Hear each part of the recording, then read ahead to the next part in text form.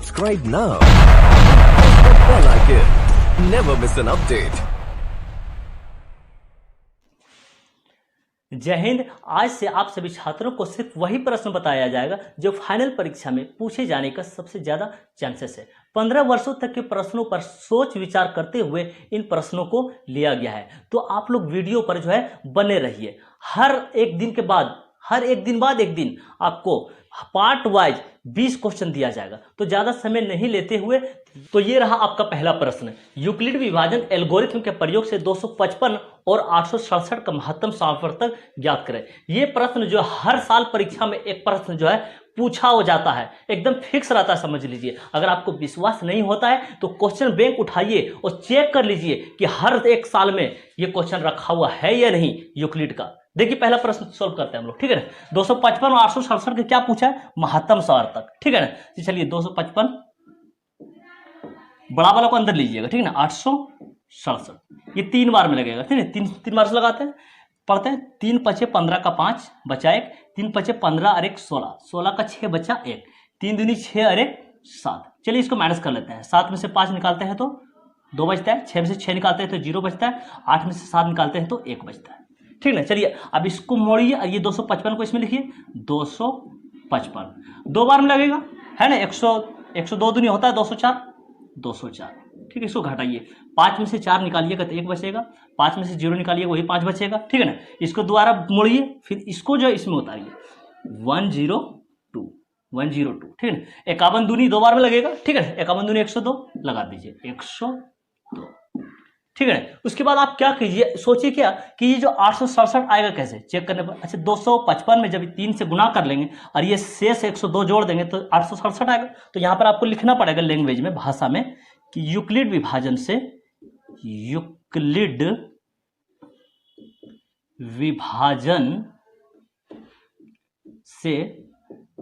867 लिखे पहले। 867 बराबर क्या बोले थे? 255 गुना 3 और जोड़ 102, ठीक है। 255 गुना 3 और जोड़ 102। और इसी प्रकार से आगे भी बढ़िए। ये 255 किससे आएगा? 102 गुना 2 और जोड़ 51, ठीक है ना। 255 की बात की है, 102 गुना 2 और जोड़ कितना? ये 51, ठीक है ना। अब आगे बढ़िए और कि ये 102 कैसे आएगा? तो 51 गुना 2 और जोड़ 0, ठीक है। 102 लाना है तो 51 गुना 2 और जोड़ 0, ये आपको लिखना पड़ेगा यूक्लिड विभाजन से, ठीक है ना। उसके बाद आंसर लिख दिए कि 255 और 867 का मौसो बराबर यहां वाला आंसर होता है ये 51, ठीक है ना। उसके बाद आप आंसर कर दीजिए, ठीक। अब अगला क्वेश्चन पे देखिए, 2 नंबर। दो संख्याओं का महत्तम समावर्तक 23 है, उनका लघुत्तम समावर्तक 1449 है। यदि एक संख्या 161 है तो दूसरी संख्या ज्ञात करें, ठीक है। दूसरी संख्या हमसे पूछा गया है, तो इसके लिए आपको एक फॉर्मूला याद रखना पड़ेगा, ये वाला कि दो संख्याओं का गुणनफल बराबर दो संख्याओं का गुणनफल बराबर HCF गुना LCM। आप इसको याद कर लीजिए, ठीक है। चलिए रखते हैं जो दिया हुआ हमारे पास। क्या लिखा हुआ है? मौसो यानी HCF 23 दिया हुआ है, तो HCF की जगह पर हम लोग 23 रख देंगे, ठीक है। और लोसो यानी लघुत्तम सार्थक LCM है ना, कितना दिया हुआ? 1449, तो LCM की जगह पर रखे हम लोग रखेंगे 1449। आगे क्या लिखते हैं? यदि एक संख्या 161 है, एक संख्या, यहां पर समझिए आप कि दो संख्या का गुणनफल लिखा हुआ है ना। दो संख्याओं का गुणनफल का मतलब क्या हुआ? पहली संख्या गुना दूसरी संख्या।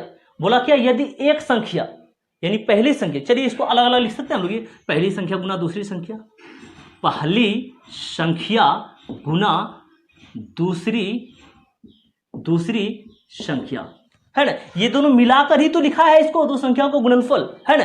अब क्या बोला इसमें कि यदि एक संख्या 161 है, एक संख्या यानी पहली संख्या 161 है तो दूसरी संख्या क्या करें, ठीक है ना। इसलिए हमने इसको अलग कर दिया। चलिए पहली संख्या पर रखते हैं 161। अब गुना में क्या है यहां पर? दूसरी संख्या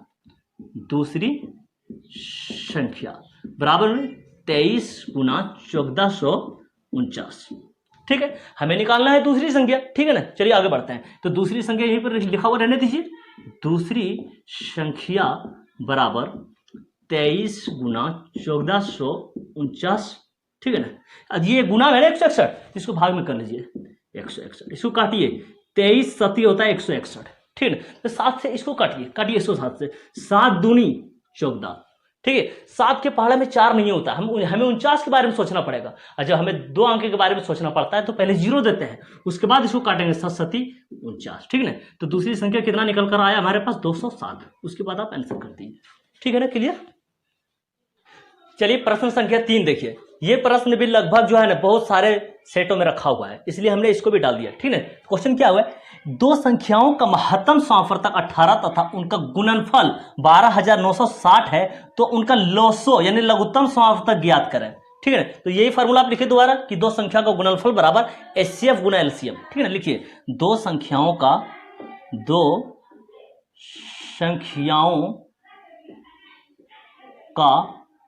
गुणनफल बराबर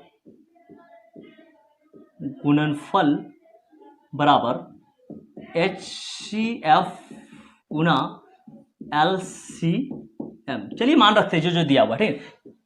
क्या दिया हुआ, मोसो यानी ये HCF 18 दिया हुआ, तो HCF की जगह पर आप रख दीजिए 18, ठीक है ना। गुना क्या पूछा है, लोसो यानी LCM पूछा आपसे, तो LCM को आप LCM लिख दीजिए। उसके बाद क्या दे रखा है कि उनका गुणनफल, इसका मतलब क्या, मतलब दोनों संख्या को गुणनफल, ये दो संख्या को गुणनफल दिया हुआ आपके पास, ये 12,960, तो यहां पर रखिए 12,960, ठीक है। चलिए 12,960 गुना में 18, तो भाग में ले आइए इसको 18 को, इधर क्या बचा हमारे पास, सिर्फ LCM। चलिए 18 से इसको कट लगाते हैं, ठीक है ना। अब आपको 18 का पढ़ाना है तो 9 से काटिए, इसको जोड़ लीजिए पहले कि 9 6 15, 15 और 2 17, 18, क्या 9 के पढ़ा में 18 होता है, तो ये 9 से कट जाएगा। चलिए 9 से काटते हैं इसको, ठीक है ना।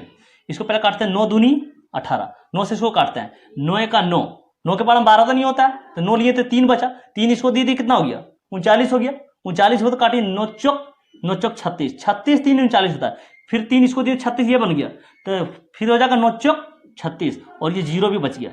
चलिए 2 से काटिए अब इसको, 2 सती 14, 2 दूनी 4, और ये 0 भी बचा हुआ आपके पास, तो कितना बचा आपके पास 720 बराबर LCM। सीधा करके लिख दीजिए कि LCM आपके पास कितना आया है 720, है ना। इसके बाद आप आंसर कर दीजिए, ठीक है। क्वेश्चन नंबर 4 पर आ जाइए, क्या लिखा हुआ, यदि LCM 72 126 बराबर 504 है, मतलब LCM कितना आपके पास 72 126 का LCM 504 है, तो HCF 72 126 का मान ज्ञात करें, मतलब आपको HCF निकालना 72 126 का, तो आपको दोबारा यही फॉर्मूला लिखना है यहाँ पर, ठीक है। चलिए लिखते हैं, दो संख्या का गुणनफल बराबर दो संख्याओं का गुणनफल बराबर HCF गुना LCM, HCF गुना LCM, ठीक है ना। चलिए अब मान रखने चालू करते हैं, क्या दिखा हुआ, क्या दिया हमारे पास कि LCM 504, तो LCM की जगह पर हमें 504 रखना है, ठीक है ना। चलिए LCM तो यहां पर दिया हुआ है, 504 रख दीजिए, 504। आगे बढ़िए, HCF इतना का मान ज्ञात करना, मतलब आपको HCF निकालना, तो HCF को आप HCF लिखिए, ठीक है, HCF। और क्या दे रखा हमारे पास, दो संख्या ये 72 126, तो दो संख्या को गुणनफल कर लीजिए, यहां पर 72 126 को आप पूना में लिख लीजिए 72 गुना 126, ठीक है ना। दो संख्या यही आपके पास 72 126 यहां पर लिखा हुआ है आपके पास, दो संख्या को गुणनफल, तो ये दोनों संख्या को आप यहां पर गुना में लिख लीजिएगा, ठीक है ना। आगे बढ़ जाते हैं, 72 गुना 126, अच्छा गुना में 504, चलिए इसको भाग मिलाइए 504, इधर क्या बचा आपके पास, सिर्फ HCF। चलिए कट लगाना चालू कीजिए, 126 चौक कीजिएगा तो 504 हो जाएगा ना, ये 126 चौक 4 से गुना करके देख लीजिएगा, 126 में जब 4 से गुना करिए इतना ही होगा, 4 से 24 का 4 बचा 2, 4 में 8 2 10 का 0 बचा 1, 4 का 4 1 5, देखिए 504 आता नहीं 126 चौक। चलिए इसको काटते हैं 4 से, 18 चौक 72, तो आपके पास देखिए HCF बराबर कितना आ गया 18, सीधा करके लिख दीजिए HCF बराबर हो गया 18, ठीक है ना। आंसर कर दीजिए। क्वेश्चन नंबर 5 देखिए, क्वेश्चन क्या दिया हुआ है कि सिद्ध करें कि 2 + √2 एक अपरिमेय संख्या है। अपरिमेय संख्या सिद्ध करने के लिए एक प्रश्न हमेशा दिया जाता है, या तो आपके पास इस प्रकार से दिया जाएगा, या तो इस प्रकार से पूछा जाएगा कि √3 एक अपरिमेय संख्या सिद्ध करें, ठीक है ना। आप जो है ना इसके नियम को याद रखिएगा, जो हम आपको नियम देने वाले हैं अभी, उस नियम को याद रखिएगा, ठीक है ना। क्या होगा, अंक बदला हुआ रहेगा, नियम तो वही रहेगा, ठीक है ना। चलिए बनाना चालू करते हैं, हम लोग सीधा लिखेंगे, हम लोग में हल माना कि 2 + √2 एक वो परिमेय संख्या है, ठीक है ना। हमें गलत मान लेना है कि माना कि 2 + √2 एक परिमेय संख्या है। क्या लिखना है? परिमेय संख्या है, परिमेय संख्या है, हमें गलत मान लेना है, ठीक है ना।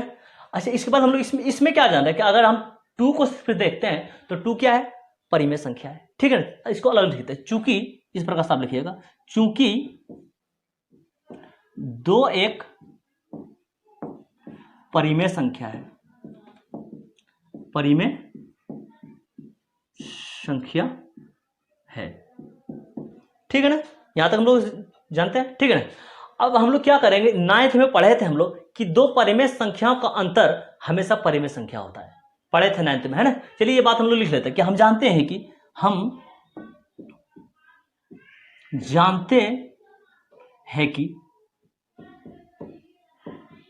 2 परिमेय संख्याओं का अंतर, 2 परिमेय संख्याओं का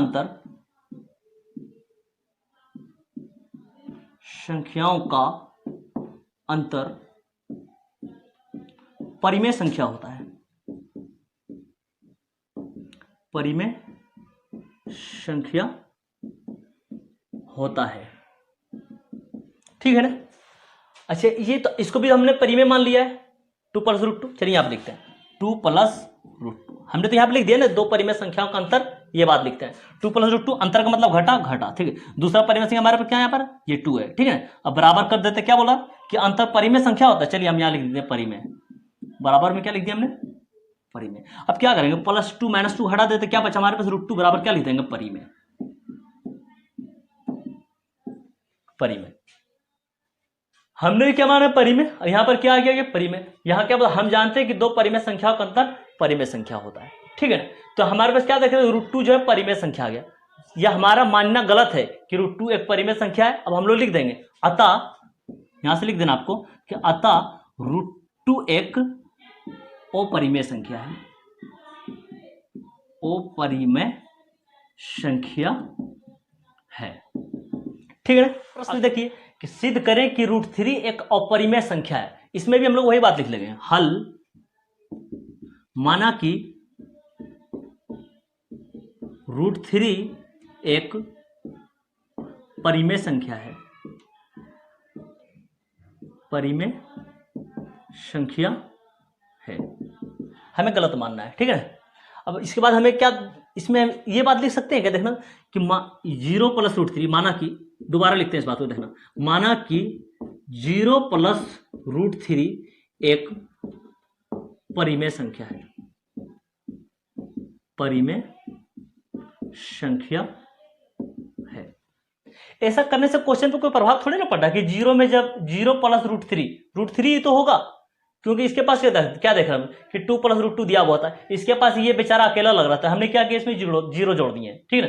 क्योंकि 0 जोड़ने से ये √3 बढ़ेगा तो नहीं, हमारा क्वेश्चन सोल्व हो जाएगा, ठीक है ना। अब इसमें लिखेंगे जिस तरह इसमें लिखेंगे, चूंकि 2 एक परिमेय संख्या है, उसी तरह इसमें लिखेंगे चूंकि 0 एक परिमेय संख्या है, ठीक है। लिखते हैं चूंकि 0 एक परिमेय संख्या है, परिमेय संख्या है, ठीक है ना। अब ये बात लिख देंगे जो 9 में हम लोग पढ़े थे कि हम जानते हैं कि 2 परिमेय संख्याओं का अंतर हमेशा परिमेय संख्या होता है, ठीक है ना। चलिए लिखते हैं ये बात को, हम जानते हैं कि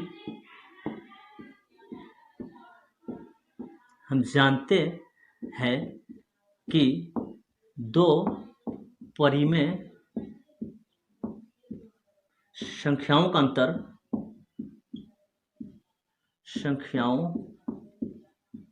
का अंतर परिमेय संख्या होता है, परिमेय संख्या होता है, ठीक है ना। 2 परिमेय संख्याओं का अंतर परिमेय संख्या होता है। अच्छा, हमने तो इसको परिमेय संख्या बोल दिया ना, √3 एक परिमेय संख्या, इसको भी बोल दिया कि, इसमें बोल दिया कि 0 एक परिमेय संख्या है ना। चलिए हम लोग घटाना चालू करते हैं, 2 परिमेय संख्या ले लेते हैं। पहला परिमेय संख्या क्या हमारे पास, इसको लेते हैं 0 + √3, यहां से ले लिए, ये परिमेय संख्या है ना, 0 + √3 एक परिमेय संख्या, ये भी परिमेय संख्या, चूंकि 0 एक परिमेय संख्या। चलिए ये 0 को इसमें घटाइए, 0, तो 2 परिमेय संख्या हो गया, ये भी परिमेय, ये भी परिमेय। अब बराबर क्या परिमेय संख्या होता है, यहां लिख देना कि दो परिमेय संख्याओं का अंतर परिमेय संख्या होता है। ठीक है, चलिए बराबर में क्या लिख देंगे, परिमेय संख्या, परिमेय संख्या। चलिए 0 से 0 ही तो खत्म हो जाएगा ना, क्या बचा हमारे पास √3, तो √3 बराबर परिमेय संख्या। ठीक है ना, या हम इसके बाद लिखिएगा, या हमारा मानना है कि √3 एक परिमेय संख्या है, गलत है। उसके बाद लिखिएगा अतः √3 एक अपरिमेय संख्या है, तो आपको पूरा मार्क्स मिलेगा। ठीक है ना, लिख देते हैं अतः, हम शॉर्ट लिख रहे हैं, आप पूरा लिखिएगा। ठीक है, अतः √3 एक अपरिमेय संख्या है,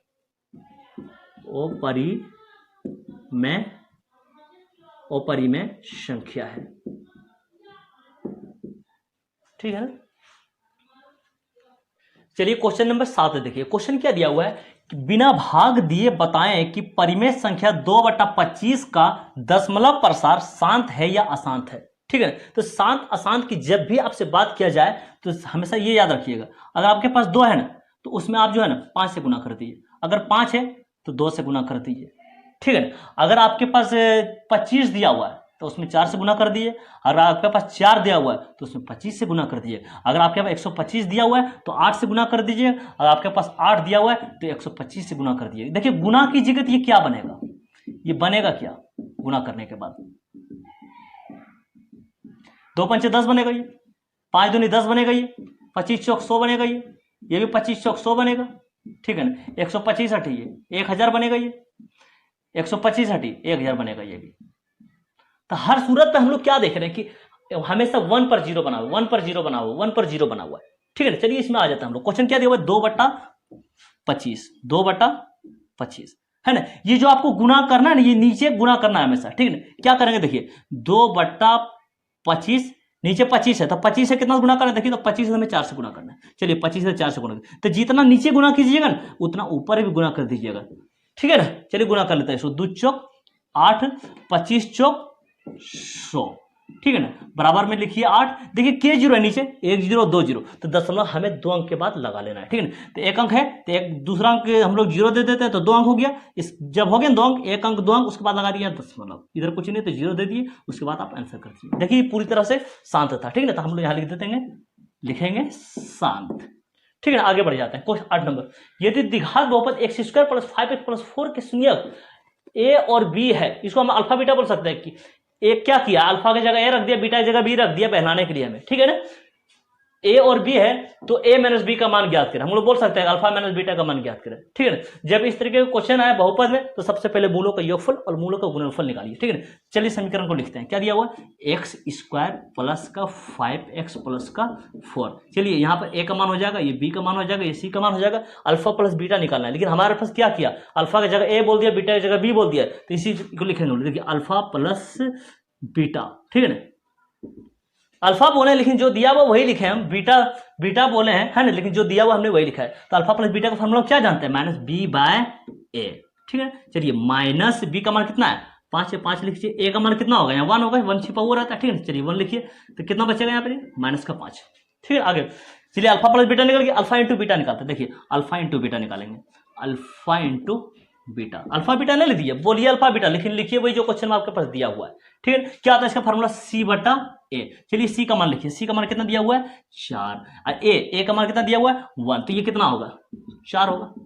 ठीक है, सही से लिखिए, ये 1 कितना हो जाएगा, ये अल्फा इंटू बीटा यानी a इंटू बी कितना आ गया, 4। हमसे क्या पूछा कि a - b का मान बताया हमको। ठीक है ना, अब यहाँ पर बढ़ जाएंगे हम लोग a - b की तरफ। देखिए कैसे निकालेंगे, a - b का होल स्क्वायर फॉर्मूला लिखिए, तो a - b का होल स्क्वायर फॉर्मूला क्या होता है, a + b का होल स्क्वायर बोल सकते हैं इसको। देखिए तो a + b का होल स्क्वायर है ना, -4ab, ये फॉर्मूला आप लिखिएगा। ठीक है ना, a + b का होल स्क्वायर -4ab। चलिए मान रखने चालू करते हैं हम लोग, a - b का मान निकालना हमें। ठीक है ना, चलिए a - b को यही रहने दिया। ठीक है ना, a - b का होल स्क्वायर, a + b, देखिए a + b का मान हमने कितना निकाला, -5, तो इसके लिए अंदर लिखेंगे -5 होल स्क्वायर -4 इंटू, देखिए a b है ना, तो a b हमने कितना निकाला, a इंटू बी 4, तो यहाँ पर हम लोग लिखेंगे 4। तो a - b का होल स्क्वायर बराबर माइनस के स्क्वायर प्लस 5 के स्क्वायर कितना होगा, 25 होगा। हम -4 के स्क्वायर, 4 गुना 4 कितना होगा, ये 16 होगा। ठीक है। तो a माइनस बी का होल स्क्वायर बराबर 25 में से 16 निकालिए, कितना बचेगा? 9 बचेगा। ठीक है ना, आगे बढ़ जाते हैं। स्क्वायर हटाकर यहाँ पर क्या करेंगे हम लोग? रूट चढ़ा देंगे। ठीक है, चलिए चढ़ाते हैं। a माइनस बी बराबर स्क्वायर यहाँ से हटाइए और इसमें रूट लगाइए। ठीक है ना, तो a माइनस बी बराबर क्या हो जाएगा? जब ये बाहर निकलेगा ना, 9 का वर्गमूल कितना होता है? 3 होता है। 3 लिखिए और साथ में आप प्लस माइनस लिख दीजिए। ठीक है ना, अब लिख दीजिए आंसर। क्लियर? चलिए प्रश्न नंबर 9 देखिए, ये भी प्रश्न जो है बहुत बार पूछा जाता है। ठीक है ना, चलिए सॉल्व करते हैं। क्वेश्चन क्या दिया हुआ है कि द्विघात बहुपद x square minus 2x minus 8 के शून्यकों को ज्ञात करें। ठीक है ना, हमें इसका शून्यक निकालना है। चलिए गुणनखंड के नियम से निकाल देते हैं। ठीक है, बहुत आसान पड़ेगा। एक्स स्क्वायर माइनस का 2x माइनस का 8 दिया हुआ है। गुणनखंड बनाने के लिए हम लोग क्या करते हैं? इस किनारे वाले को तोड़ते हैं। ठीक है ना, चलिए तोड़ते हैं। अब तोड़ने का तरीका क्या है? इसको हम लोग तोड़ेंगे और तोड़ने के बाद क्या देखते हैं कि जोड़ने या तो घटाने पर ये बीच वाला आ जाना चाहिए और गुना करने पर ये वाला आ जाना चाहिए। चलिए इसको तोड़ते हैं। देखिए 4 दूनी 8, 4 में से जब 2 निकालिएगा तो 2। ठीक है, घटाने पर हो गया तो माइनस का 4x सेट करना पड़ेगा और प्लस का 2x। तब इसको घटाइएगा, क्या आएगा? माइनस का आपके पास 2x आएगा और बीच में लिखा हुआ माइनस का 2x। चलिए सेट कर देते हैं। ठीक है ना, तो एक्स स्क्वायर माइनस का 4x ये वाला, ठीक है, उसका प्लस का 2x, प्लस का 2x माइनस का 8। ठीक है, उसके बाद हम लोग क्या करते हैं? इन दोनों के पास सेम चीज क्या है? मतलब कॉमन लेना है हमें। तो x यहां से भी ले सकते हैं, x यहां से भी ले सकते हैं। चलिए x ले लिए। x पे पावर है ना, ये पावर का मतलब क्या? ये डबल है x, तो एक x बच गया। यहाँ पर क्या? देखिए x पे पावर नहीं, x नहीं बचा, क्या बचा? 4। तो क्या? चलिए यहाँ पर 4 लिख लिए। ठीक है ना, उसके बाद देखिए तो इसके और इसके पास क्या कॉमन है? क्या देख पा रहे हैं कि 2 के पहाड़ा में 2 भी होता है और 2 के पहाड़ा में 8 भी होता है, तो 2 कॉमन है, 2 कॉमन ले लीजिए यहाँ पर। चलिए 2 ले लिए। इसके पास क्या बचा? x, सामने माइनस से माइनस दीजिए और 2 के पहाड़ा में 8 कितना बार में होता है? 4 बार में होता है। गुणनखंड विधि से जब भी आप चलिएगा तो देखिएगा ये बॉक्स एक हूबहू आ गया या नहीं, सेम आया कि नहीं। देखिए दोनों बॉक्स सेम है, तो आगे बढ़ जाते हैं। हमारा हिसाब जो एकदम परफेक्ट बन रहा है। ठीक है ना, चलिए दोनों बॉक्स, एक बॉक्स लिखते हैं x माइनस 4 और एक बाहर वाला लिखते हैं ये x प्लस का 2, x प्लस 2। इतना करने के बाद आप शून्यक लिखिए। ठीक है ना, क्या बोला कि शून्यकों को ज्ञात करें, शून्यक का आंसर लिखते हैं। एक बार इसके साथ 0 कीजिए, एक बार इसके साथ 0 कीजिए और आंसर कर लीजिए। ठीक है ना, तो x माइनस 4 बराबर 0, तो x बराबर क्या आ जाएगा? माइनस 4 है, उठा के इधर कर दीजिए प्लस 4। ठीक है ना, चलिए एक शून्य आ गया, दूसरा निकालिए। x प्लस 2 बराबर 0, तो x बराबर क्या हो जाएगा? प्लस 2 है, उठा के इधर कर दीजिए माइनस 2। ठीक है ना, तो ये रहा आपका आंसर, 4 आया, दूसरा माइनस 2 आया। ठीक है ना, आगे बढ़ जाते हैं। क्वेश्चन नंबर 10 देखिए, एक द्विघात बहुपद को ज्ञात करें जिनके शून्यकों का योग 4 है। शून्यकों का योग दिया हुआ, मतलब शून्यक तो अल्फा बीटा होता है, योग का मतलब क्या हुआ? अल्फा प्लस बीटा, मतलब मूलों का योगफल दिया हुआ आपके पास 4 और गुणनफल यानी अल्फा इंटू बीटा दिया हुआ है कितना? 1। तो आपको द्विघात बहुपद निकालने।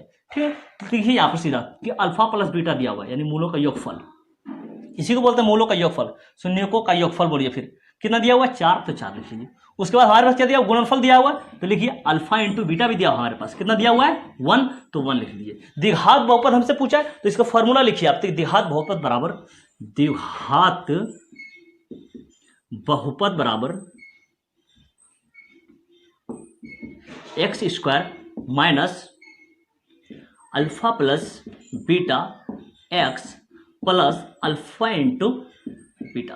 ठीक है ना, ये फॉर्मूला आपको याद रखना पड़ेगा द्विघात बहुपद निकालने के लिए। ठीक है, लिखते हैं इसमें हम लोग मान, तो एक्स स्क्वायर माइनस देखिए अल्फा प्लस बीटा, तो अल्फा प्लस बीटा का मान तो हमारे पास दिया हुआ कितना? 4। जब यहाँ पर 4 रखेंगे साथ में एक्स तो क्या बन जाएगा? 4x, प्लस से प्लस लीजिए अल्फा इंटू बीटा, देखिए अल्फा इंटू बीटा कितना है? 1, तो यहाँ पर आप रखिए 1। ये रहा आपका आंसर कंप्लीट। ठीक है,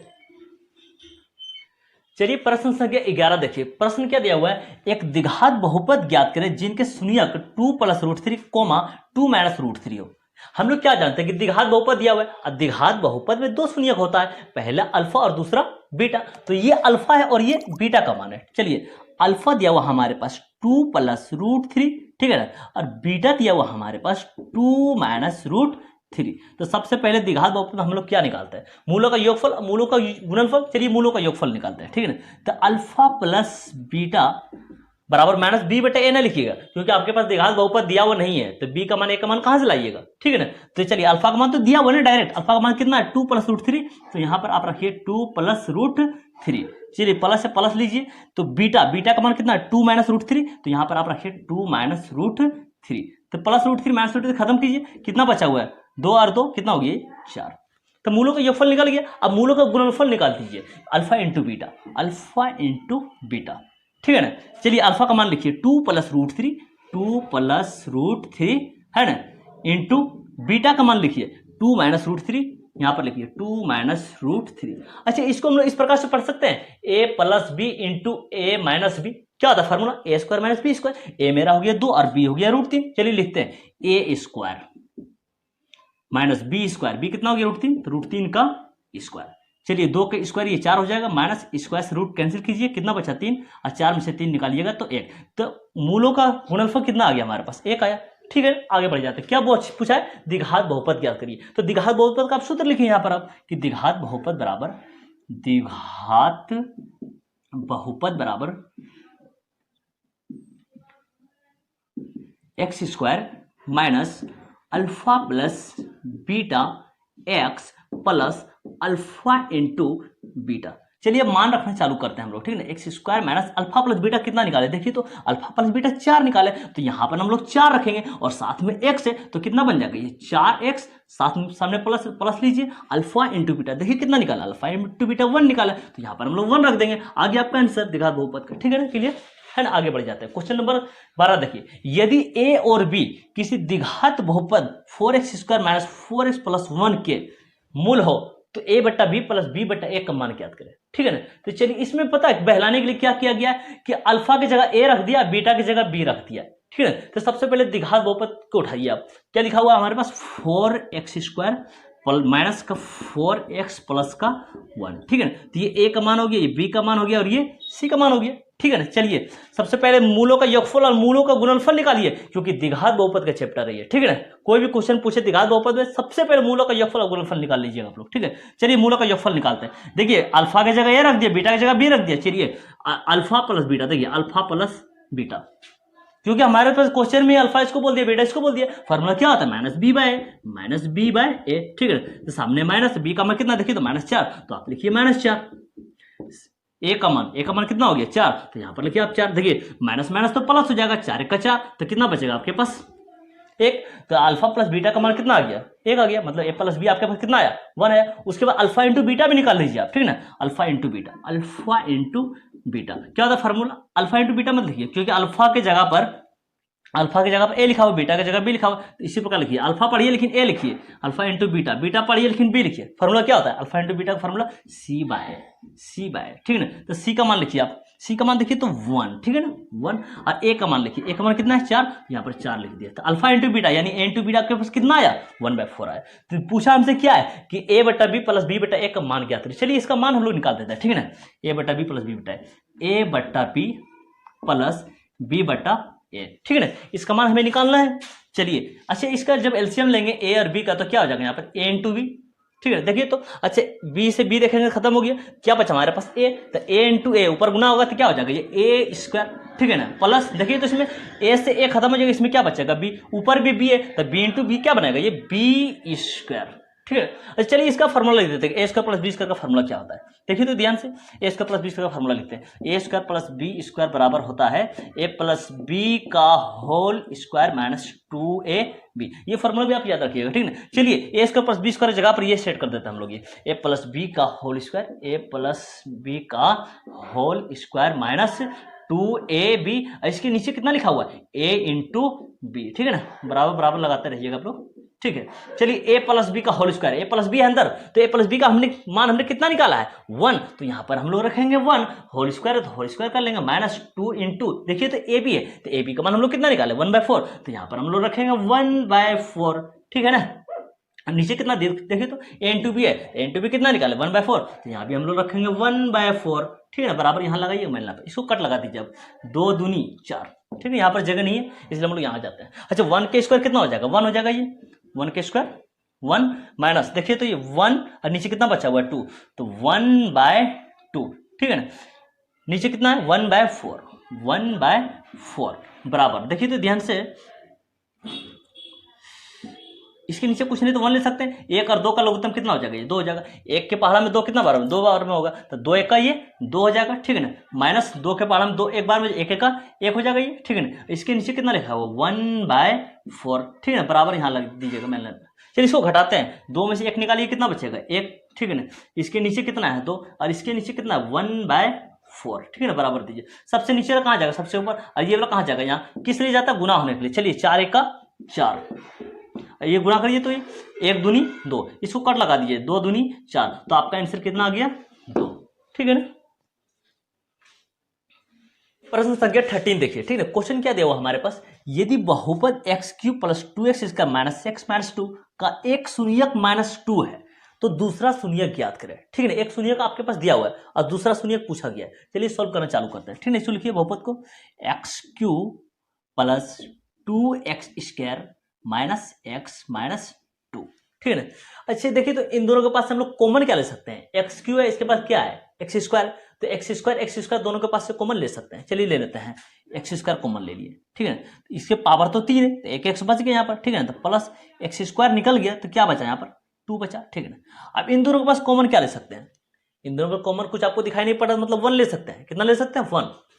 ठीक है ना, जहां दिखाई आपको नहीं पड़ रहा कॉमन तो वहां 1 कॉमन लीजिए। ठीक, 1 जब लेंगे तो ये टोटल अंदर जाएगा। ठीक है ना, तो बचा इसमें क्या x, जब बाहर माइनस है तो ये चिन्ह जो अंदर बदल कर जाएगा, माइनस है तो प्लस में जाएगा, और 1 के पहाड़ा में 2 कितना बार होता है 2 बार, है ना। गुणनखंड बना रहे हैं इसका, तो क्या देख पा रहे हैं कि दोनों डब्बा सेम हो गया, और दोनों डब्बा जब सेम होगा तभी आपका गुणनखंड सही होगा यहाँ पर। ठीक है ना, चलिए आगे बढ़ जाते हैं। बराबर बराबर, जब डब्बा सेम हो चुका है तो दोनों डब्बा एक डब्बा ले लीजिए आप, x + 2, और एक ये लीजिए बाहर वाला x² - 1, x² - 1। इसके बाद हम लोग शून्यक के लिए क्या करते हैं, एक बार इसके साथ 0 करते हैं, एक बार इसके साथ 0 करते हैं बराबर में, है ना। चलिए करते हैं, x + 2 = 0, तो x बराबर क्या हो जाएगा +2 है, उठा के इधर कीजिएगा -2, जो आपके पास क्वेश्चन में ही दे दिया ये -2, है ना। चलिए दूसरा शून्यक जो निकालेंगे वो आंसर होगा हमारा। ठीक है, x² - 1 है ये वाला, चलिए निकाल लीजिए, x² - 1 बराबर 0, तो x² बराबर -1 उठा के इधर कर दीजिए +1, तो x बराबर क्या हो जाएगा, जब स्क्वायर यहाँ से हटाइएगा तो इसमें रूट चढ़ाना पड़ेगा। चलिए रूट चढ़ा दीजिए। ठीक है ना, तो x बराबर क्या आ गया आपके पास +-1।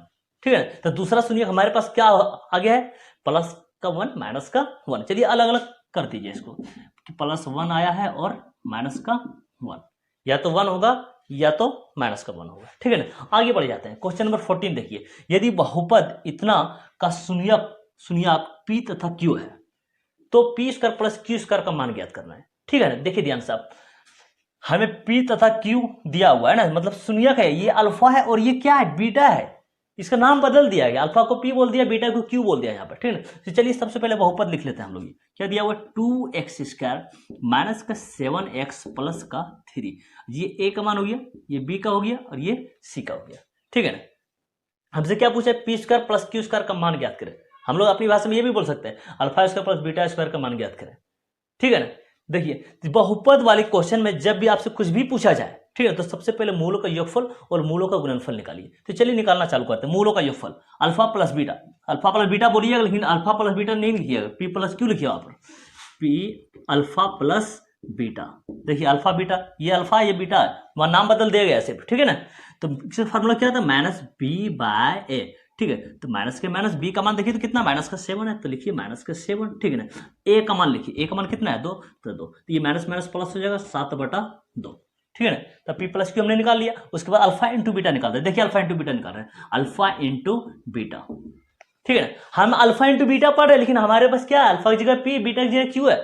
ठीक है ना, इसलिए अल्फा बीटा पढ़ रहे हैं, लेकिन जो क्वेश्चन में हमारे पास दिया है वो वही लिखेंगे। तो अल्फा इंटू बीटा क्या लिखते हैं हम लोग, c/a लिखते हैं, तो c/a। तो c का मान देखिए तो कितना, देखिए c का मान 3 है तो 3 लिखिए, और a का मान कितना, a का मान 2 है तो 2 लिखिए।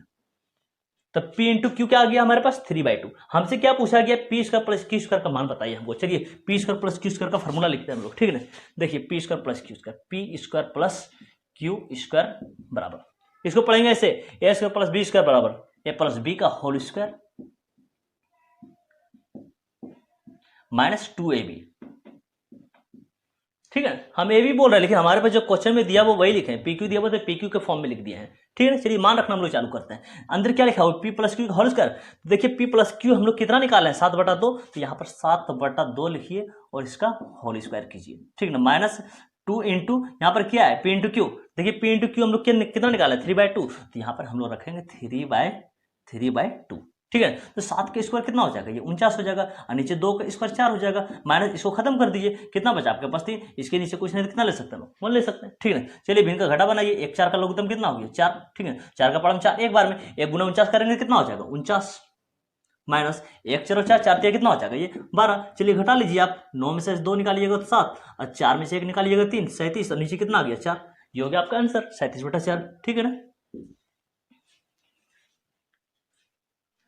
चलिए अगला प्रश्न देखिए, प्रश्न क्या दिया हुआ है, रैखिक समीकरण युग्म को प्रतिस्थापन विधि से हल करें। ये समीकरण हमें दिया गया है और बोला प्रतिस्थापन विधि से हल करने के लिए। तो सबसे पहले हमें प्रतिस्थापन विधि के नियम याद होना चाहिए। तो इसमें हम लोग क्या करेंगे, सबसे पहले समीकरण 1 करेंगे, इसको करेंगे समीकरण 2। समझिएगा इसी में नियम को आप। अगर हम समीकरण 1 से x या y का मान निकालते हैं तो वो निकाला हुआ मान को हमें समीकरण 2 में रखना पड़ेगा।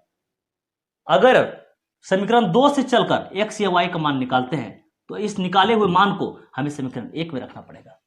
ठीक है ना। चलिए समीकरण 1 से चलते हैं। समीकरण 1 से x + y = 14। ठीक है ना। समीकरण 1 से चलने के बाद क्या करेंगे हम लोग, या तो x बराबर निकालेंगे या तो y बराबर निकालेंगे हम लोग यहाँ पर। ठीक है ना। तो चलिए यहाँ पर x बराबर निकालते हैं। तो x बराबर क्या हो जाएगा यहाँ पर 14 प्लस का y, इसको उठा के इधर कर देते हैं माइनस का y। यही बोले थे कि ये निकाला हुआ मान को अगर आप समीकरण 1 से चले तो ये मान आप समीकरण 2 में रखिए। ठीक है ना। तो ये x बराबर 14 - y जो है हम लोग कहाँ रखेंगे, समीकरण 2 में। चलिए समीकरण 2 पहले लिखिए हम लोग, x - y = 4। अब इसमें मान रखेंगे, ये जहां x लिखा हुआ है वहां लिखेंगे 14 - y। इसमें यहाँ पर x लिखा हुआ है ना, तो यहाँ पर लिखना पड़ेगा हमें 14 - y। ये माइनस y पहले से है, बराबर का कितना इधर 4। ठीक है। तो 14 देखिए -y माइनस का 2y हो जाएगा, बराबर इधर कितना है 4। तो 14 देखिए तो प्लस का 4 उठा के यहाँ ले आइए तो माइनस का 4 हो जाएगा। सिंपल याद रखिएगा, नंबर जो नंबर के पास आएगा जुड़ने या तो घटने के लिए अपना। ठीक है। तो माइनस का 2y उठा के उधर कर देता है, प्लस का ये 2y हो जाएगा। 14 में से 4 निकालिए तो कितना बचेगा 10 और बराबर में 2y। ठीक है। 2 तो गुना में ना तो भाग में कर लेते हैं, 10 गुना में 2 भाग में कर लीजिए, बराबर में y। तो 2 पंचे 10, तो y बराबर कितना आ गया 5। एक आंसर आपका निकल गया। अब हमें x का मान चाहिए, तो x का मान आप समीकरण ये जो y का मान निकला हुआ आपके पास, ये y का मान जो समीकरण 1 में रखिए, ये तो समीकरण 2 में रखिए। आपके पास x का आंसर जो उतना ही आएगा। लेकिन उससे भी बेहतर तरीका हमारा क्या है कि ये जो x बराबर 14 - y निकाल रखे हैं, अगर y बराबर ये 5 जो आया हुआ यहाँ y बराबर 5 यहाँ रख दे और 14 में से 5 निकाल दे तो किसके बराबर निकल रहा है, x के बराबर निकल रहा है। तो सिंपल हम लोग इसी को पकड़ लेंगे, इसी को यहाँ पर पकड़िए कि x बराबर 14 - y तो लिखा हुआ है हमारे पास। ठीक है ना। तो 14 - y निकाल रखे हैं ना, y कितना निकाले 5, तो यहाँ पर 5 शेयर कर दीजिए। 14 में से 5 निकालिएगा तो कितना 9। ठीक है। अब आंसर लिख दिए कि x बराबर 9 आया है और y बराबर कितना आया 5। ठीक है ना। तो आंसर आपका क्लियर हो चुका है। अगर आप जानना चाहते हैं कि हमारा आंसर सही है या गलत है तो इसमें क्या देख रहे हैं कि जब इन दोनों को जोड़ा जाता है x जोड़ y तब कितना होता है 14। एक्स वाई जो निकाले 14 होता है क्या, देखिए तो x 9 है y 5 है, 9 5 14, ये मिल गया। दूसरा कंडीशन क्या देखो, जब x जितना x और y जब घटाइएगा कितना आएगा 4। देखिए तो घटा कर इसको 9 में से 5 निकालते 4। हाँ हमारा आंसर परफेक्ट है, सब कुछ मिल रहा है। ठीक है ना। क्वेश्चन नंबर 16 देखिए, क्वेश्चन क्या दिया हुआ है, रैखिक समीकरण युग्म को विलोपन विधि से हल करना है। इस बार हमें विलोपन विधि से हल करने के लिए बोला है, समीकरण दिया हुआ है तो सबसे पहले हमें विलोपन के नियम को याद होना चाहिए। तो सिंपल आप इसमें याद क्या रखिए कि हम लोग क्या करते थे इसमें, इस समीकरण 1 में इतना से गुना करने पर और समीकरण 2 में इतना से गुना करने पर, गुना हम लोग क्यों करते हैं, किसी एक को बराबर करने के लिए, या तो x को बराबर करेंगे या तो y को बराबर करेंगे। तो सिंपल ये याद रखिएगा कि हम लोग स्टार्टिंग कहां से करते हैं, समीकरण 1 में इतना से गुना करने पर, समीकरण 2 में इतना से गुना करने पर। देखिए हम लोग बनाना चालू करते हैं। ठीक है। चलिए समीकरण 1 और 2 को है ना हम लोग क्या करना है, मतलब या तो x को बराबर कर लेंगे या तो y को बराबर कर लेंगे। तो देखिए इसमें किसको बराबर करने पर ज्यादा फायदा हो रहा है। देखिए अगर इसको 2y है, इसको अगर 4y बना दे तो प्लस का 4y माइनस का 4y खत्म हो जाएगा, ये है ना। और ये x जुड़ेगा, इसका मान निकल जाएगा। चलिए चालू करते हैं। तो समीकरण 1 में हम लोग क्या करेंगे, गुना 1, ये बढ़ना नहीं चाहिए। लेकिन समीकरण 2 में हम लोग क्या करेंगे, समीकरण 2 में गुना करना करेंगे 2 से, क्योंकि 2 दिन इसको 4 करना है, क्योंकि इसके पास 4 है। ठीक है। चलिए गुना कर लेते, 1 से गुना करेंगे कुछ बढ़ेगा नहीं, सब कुछ यही रहेगा। तो यही लिखेंगे 3x + 4y = 10। ठीक है ना। 2 से गुना कर रहे हैं इसमें, 2 दूनी 4x माइनस का 2 दूनी 4y अब बराबर ये 2 दूनी 4। इस नए समीकरण का नाम दे दीजिए आप समीकरण 3, समीकरण 4। ठीक है ना। तो चलिए तो इसको कैसे काट सकते हैं, इसको देखिए तो जोड़ के नियम से काटा जाता है कि जितना प्लस है उतना माइनस है। तो वो किस नियम से काटते हैं, जोड़ के नियम से। तो देखिए तो प्लस का 4y माइनस का 4y इसको काट सकते हैं, लेकिन काटने से पहले ये बात आप लिख दीजिए कि समीकरण 3 जोड़ 4 से 3 जोड़ 4 से। चलिए अब कट लगा दिए, प्लस माइनस, जितना प्लस का उतना माइनस का खत्म कर दिए। देखिए तो ये भी प्लस में, ये भी प्लस में, तो प्लस प्लस में तो जुड़ता है, जोड़ देते हैं। 4x और 3x कितना x हो जाएगा, 7x हो जाएगा। इधर जोड़िए तो 10 और 4 कितना हो जाएगा, ये 14 हो जाएगा। ठीक है, तो गुना में रहता है ये, तो x बराबर 14 गुना में 7 भाग में 7 कर देते हैं, तो 7 दूनी 14, x बराबर कितना आ गया, 2। एक आंसर आपका निकल कर आ चुका है। अब आपको क्या करना है, y का मान निकालना है। y का मान निकालने के लिए हम लोग क्या करेंगे, x का मान समीकरण 1 में रखिए, समीकरण 2 में रखिए, समीकरण 3 में रखिए, समीकरण 4 में रखिए, तब भी आपका y का मान जो उतना ही आएगा। लेकिन सबसे बेहतर तरीका क्या सोचिए कि सबसे छोटा समीकरण कौन सा है, किसमें आंसर आसानी से आ जाएगा, तो उसी समीकरण को आप पकड़ लीजिए। तो छोटा कौन सा आपको देखने में लग रहा है, ये समीकरण 2 लग रहा है छोटा थोड़ा ना, तो इसी को आप उठा लीजिए कि समीकरण 2 में x का मान रखने पर लिखते हैं। समीकरण 2 में x का मान रखने पर चलिए समीकरण 2 लिख लेते हैं। ठीक है ना, क्या लिखा हुआ, 2x माइनस 2y बराबर 2, 2x माइनस 2y बराबर 2। ठीक है ना, सबसे पहले इसको छोटा कर लीजिए, इसके पास भी 2, इसके पास 2 है तो कॉमन ले लीजिए, तो x माइनस y बराबर 2। ठीक है, 2 गुना में भाग में जाएगा उसके पास, ये तो कट लगा दिए, 2 2 का 2। ठीक है ना, क्या बचा आपके पास, x माइनस वाई बराबर 1। ठीक है, समीकरण 2 में क्या बोले थे, x का मान रखना है। x का मान कितना निकाले, 2, तो जहां भी x लिखा हुआ हमें लिखना है 2, x यहां पर लिखा हुआ है, इसकी जगह पर लिखना है हमें 2 माइनस वाई बराबर किधर है 1। तो 2 है, प्लस का 1 उठा के यहाँ ले आइए ना, माइनस का 1, माइनस का y उठा के उधर कर दीजिए, प्लस का y है ना, 2 में से 1 निकालिए कितना हो जाएगा, 1 बराबर y, सीधा करके लिख दीजिए कि y बराबर 1। ठीक है, तो y का आंसर कितना निकल कर आया, 1 आया। ठीक है ना, एक जगह लगा दीजिए कोमा के साथ कि x बराबर 2 आया है और y बराबर 1 आंसर। ठीक है ना, अगला प्रश्न देखिए, इसमें वर्गगुणन विधि से समीकरण को हल करने के लिए बोला है। ठीक है ना, तो चलिए इसमें सबसे पहले हम लोग क्या करेंगे, समीकरण को वन साइड जीरो कर लेंगे, मतलब एक साइड हमें जीरो कर लेना। चलिए जीरो कर लेते हैं, 8x प्लस 5y प्लस का 9 है, इसको उठा के यहाँ ले आइए, माइनस का 9 बराबर 0।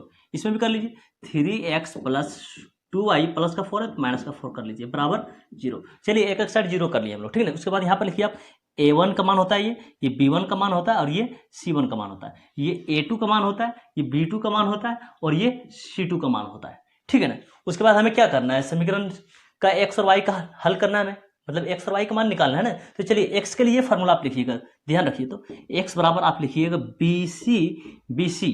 ठीक है ना, और नीचे लिखिएगा ab, क्या लिखिएगा, ab।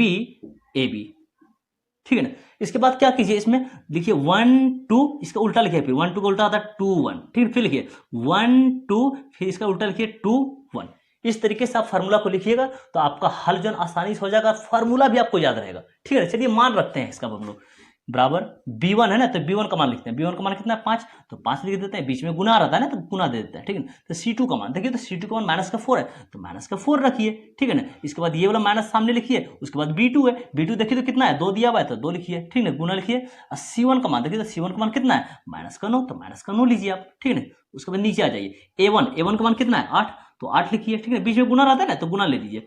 b2 का मान लिखिए, b2 का मान कितना है 2, तो 2 लिखिए, सामने ये वाला माइनस है तो माइनस लीजिए। उसके बाद a2 है ना, तो a2 का मान कितना हो गया 3, तो 3 लिखिए, गुना b1 है उसके बाद, तो b1 का मान कितना हो गया 5, तो यहाँ 5 लिखिए। इसके बाद सोल्व कर लीजिए, आंसर हो जाएगा आसानी से। ठीक है ना, तो चलिए गुना करते हैं इसको, गुनाने से बीच में, तो 5 20, साथ में एक माइनस है तो माइनस का 20 हो जाएगा।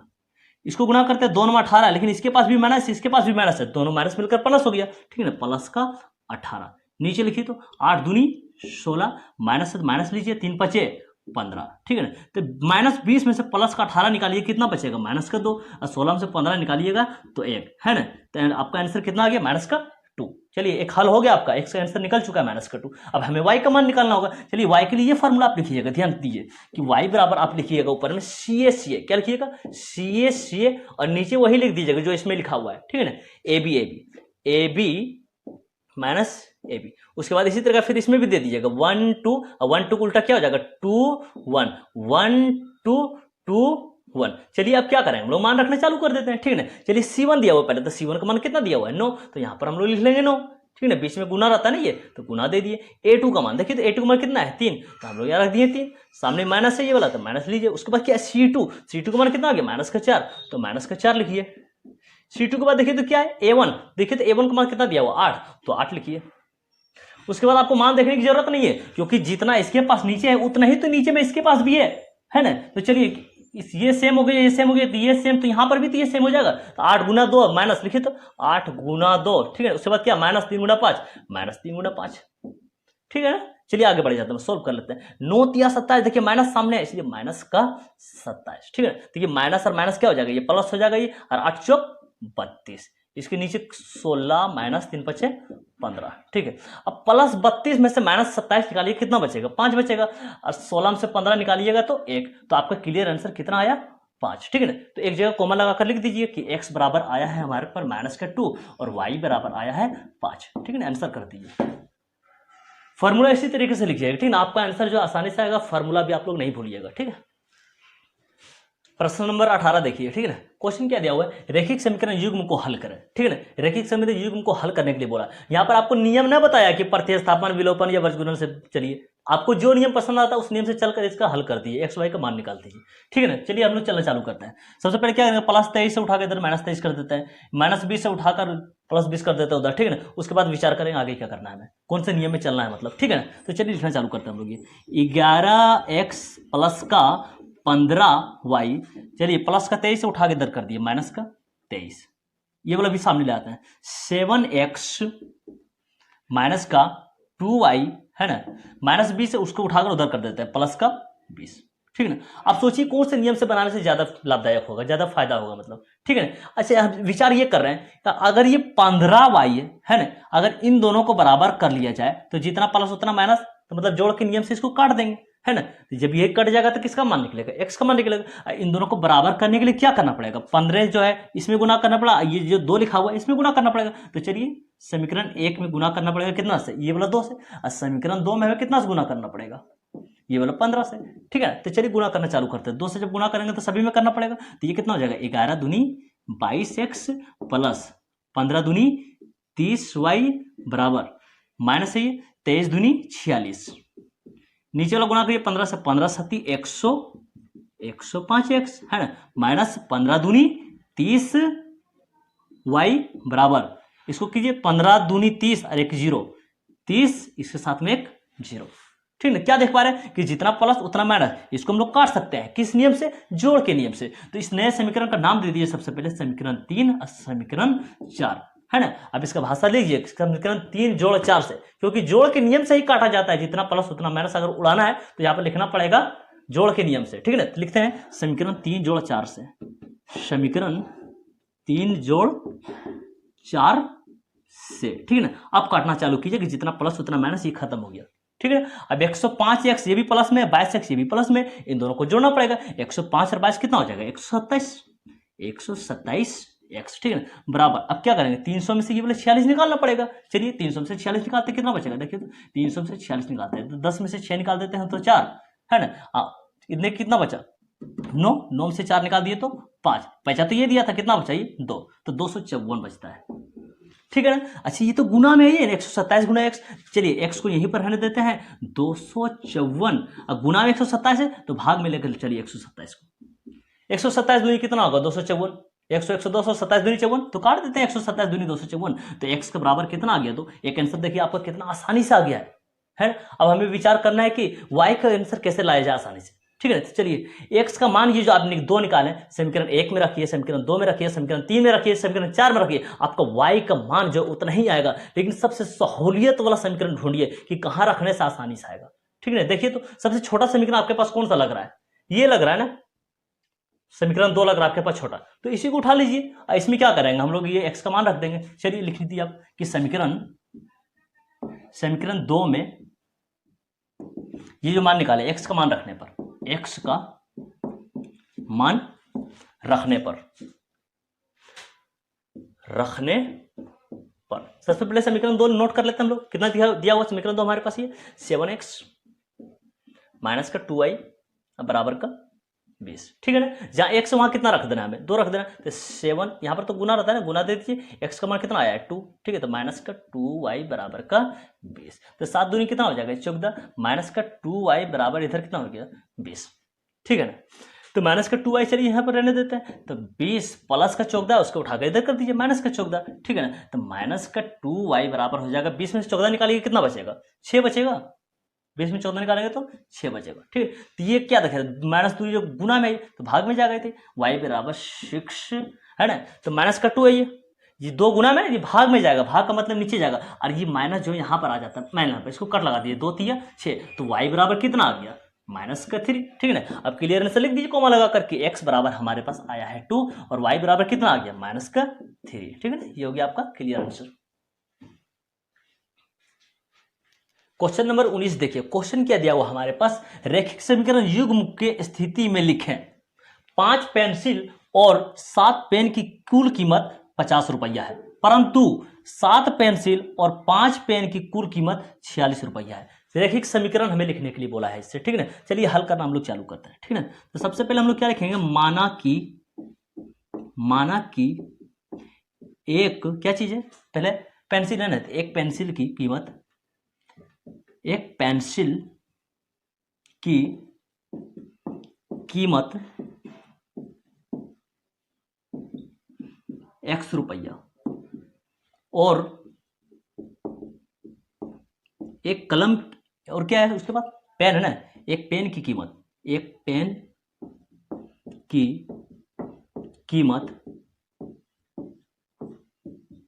y रुपया है।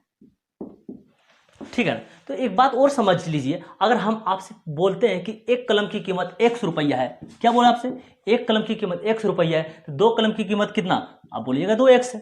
अब आपसे पूछते हैं कि एक कलम की कीमत है x रुपया, तो 4 कलम की कीमत कितना, आप बोलिएगा 4x। 8 कलम की पूछेंगे तो आप बोलिएगा 8x। तो यहाँ पर क्या दिया, आप सिंपल समझिए कि 5 पेंसिल, तो पेंसिल को हमने क्या बोला x, ये देखिए एक पेंसिल की कीमत x रुपया है ना, तो 5 पेंसिल की कीमत कितना 5x, कितना हो जाएगा 5x। ठीक है, प्लस और 7 पेन, देखिए एक पेन की कीमत y रुपया, तो 7 पेन की कीमत 7y रुपया। ठीक है, इन दोनों को मिलाकर क्या बोला कि 5 पेंसिल और 7 पेन की कुल कीमत 50 रुपया, दोनों मिलाकर कितना है 50 रुपया। देखिए समीकरण बन गया हमारे पास। आगे बढ़ते हैं, परंतु क्या बोला 7 पेंसिल, तो 7 पेंसिल क्या हो जाएगा, ये पेंसिल ये है ना, तो 7 पेंसिल तो 7x हो जाएगा, ये 7x प्लस 7 पेंसिल और 5 पेन, देखिए एक पेन की y रुपया है, तो 5 पेन की क्या कीमत हो जाएगा 5y रुपया, 5y, और दोनों मिलाकर खर्च कितना हो रहा है, देखिए कुल कीमत कितना है 46 रुपया, तो 46 लिख दीजिए, हो गया आपका समीकरण तैयार। ठीक है ना, जबकि 5 कुर्सी तथा 2 टेबल की कीमत 1750 रुपया है। क्या पूछा है हमसे, एक कुर्सी तथा एक टेबल की कीमत बताएं।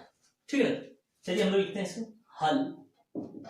ये पॉइंट लिखिएगा कि एक कुर्सी तथा एक टेबल की कीमत बताएं, तो इसको मान लीजिए, माना कि एक कुर्सी की कीमत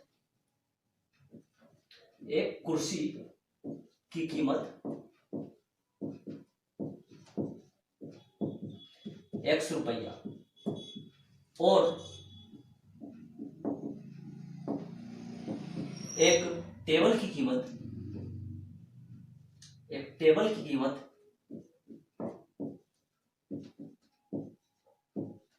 बराबर y रुपया।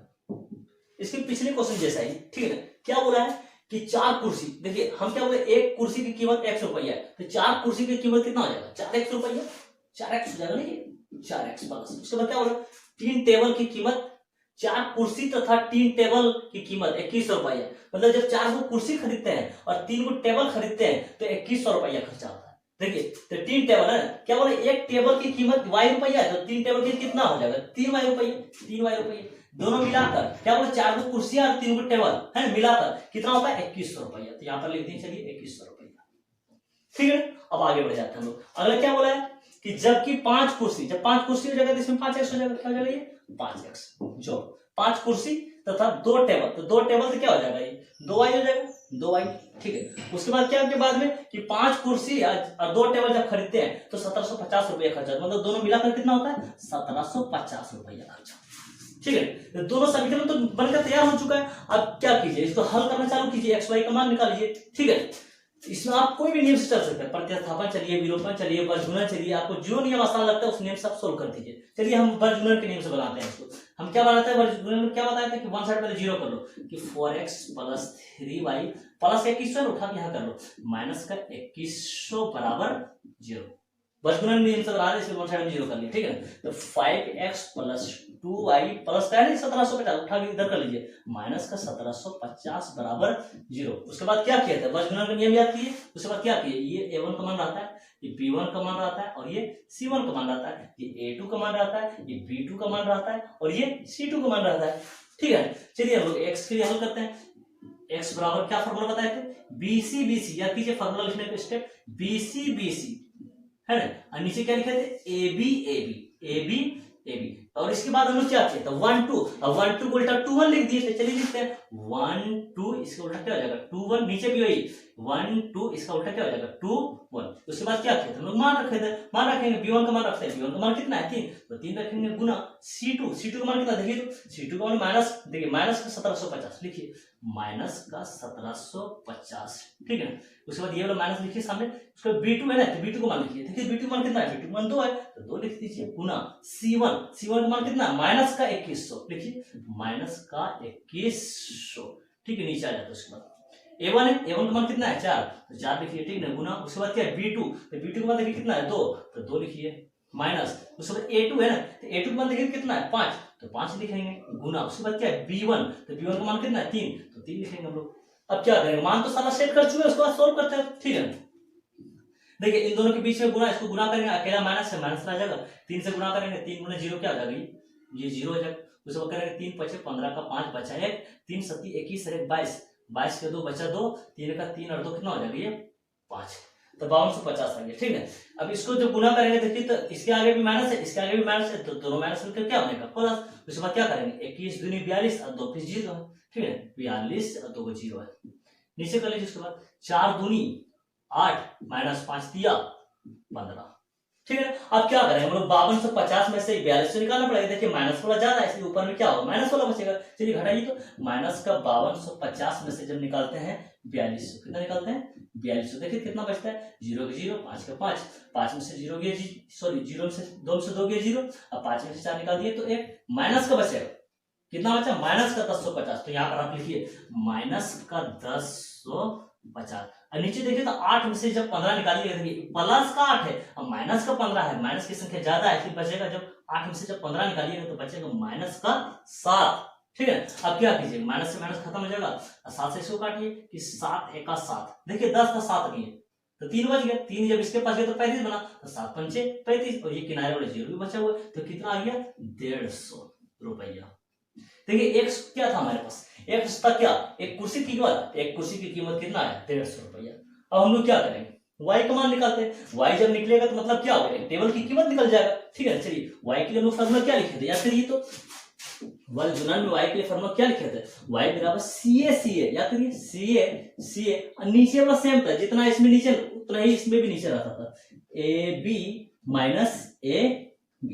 अब उसी तरह करते हैं 1 2 2 1, चलिए 1 2 2 1 1 2 2 1। ठीक है, चलिए C1 का मान लिखते हैं हम लोग, तो C1 का मान कितना देखिए तो ध्यान से, C1 का मान है माइनस का 2100, तो लिखना पड़ेगा माइनस का 2100, ये सामने गुना है ना, गुना A2 है। उसके बाद A2 का मान देखिए कितना, A2 का मान 5 है, तो यहाँ हम लोग लिखेंगे 5, और ये सामने वाला माइनस लिखिए। उसके बाद क्या है C2, तो C2 का मान कितना देखिए तो माइनस का 1750, तो यहाँ पर लिखना पड़ेगा माइनस का 1750 गुना। उसके बाद क्या A1, तो A1 का मान देखिए तो कितना है 4, तो यहाँ पर हम लोग रख देंगे 4, और नीचे वाला मान रखने के लिए देखने की जरूरत नहीं है, क्योंकि देखिए जितना इसके पास है उतना इसके पास है, इसलिए जितना यहाँ उतना यहाँ हम लोग लिख देंगे। कितना लिखा हुआ 4 गुना 2, तो 4 गुना 2 आप लिखिए। ठीक है, माइनस का माइनस, उसके बाद क्या 5 गुना 3, तो यहाँ लिखिए 5 गुना 3। चलिए सोल्व कर लेते हैं, आंसर आ जाएगा आसानी से। ठीक है, चलिए गुना करते हैं इसको, माइनस रहेगा ये आगे, 21 पंचे कितना आ जाएगा 105, और ये दोनों जीरो किनारे वाला रख देंगे। ठीक है, ठीक है, अभी इन दोनों को गुना करेंगे तो सामने 2 को माइनस है और 2 माइनस मिलकर प्लस बनता है, 1750 में गुना करना पड़ेगा 4 से। चलिए 4 गुना 0 जब करेंगे क्या हो जाएगा, ये 0 रह जाएगा, 4 पंचे 20 के 0 बचा 2, 4 के 28 और 2 30, 30 के 0 बचा 3, 4 का 4 और 3 7। ठीक है ना, अब नीचे लिखिए 4 दूनी 8 और माइनस 5 दिया 15। तो अब क्या देख रहे हैं कि माइनस का है 10,500, 10,500, हमें निकालना पड़ेगा कितना प्लस का 7,000, कितना निकालना पड़ेगा हमें 7,000 निकालना। घटा के देखिए कितना आता है 0 0 0 0 5 का 5, और 10 में से 7 निकालिएगा तो 3, माइनस का 3500 बच रहा है, क्योंकि माइनस वाला बड़ा है आपके पास। ठीक है, चलिए लिखते हैं हम लोग, ये आया हमारे पास माइनस का 3500 100। नीचे तो वही बचेगा माइनस का, 8 में से 15 निकालिए तो माइनस का 7, माइनस से माइनस खत्म कीजिए, 7 से 100 खत्म कीजिए, 7 पंचे 35, लेकिन ये दोनों जीरो आपके पास बचा हुआ है। तो कितना आया हमारे पास 500 यानी 500। ठीक है, y का मान कितना आया 500। y क्या है देखिए, तो y है एक टेबल की कीमत, हमने एक टेबल की कीमत कितना निकाला है 500 रुपया। ठीक है, तो आप लिख दीजिएगा कि लिख दीजिएगा इसमें कि एक कुर्सी की कीमत 150 रुपया आया है और एक टेबल की कीमत जो है 500 रुपया आया हुआ है। ठीक है ना, आंसर कंप्लीट हो चुका है आपका। Yeah.